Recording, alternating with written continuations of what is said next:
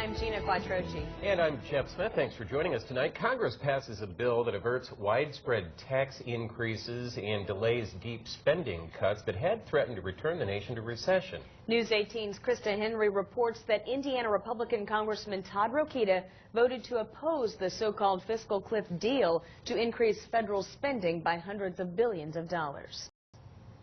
A last-minute deal made late Tuesday night will keep the U.S. from driving off the so-called fiscal cliff.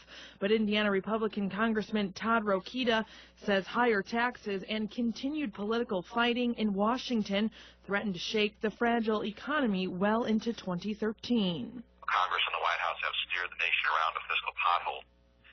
We are still hurtling toward the real fiscal cliff.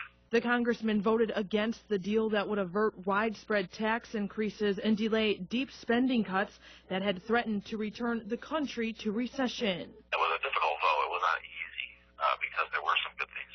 Chief among them would be the fact that 98% of the taxpayers now have certainty as to what their tax rates will be.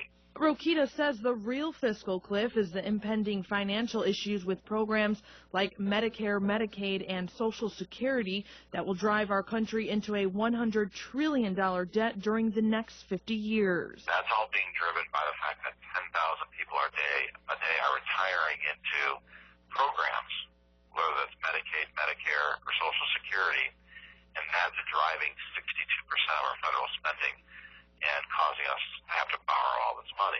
However, Rokita says Congress and the White House still need to reach an agreement on a broader deal to significantly reduce the deficit over the next 10 years. He says this could boost business and consumer confidence and accelerate growth.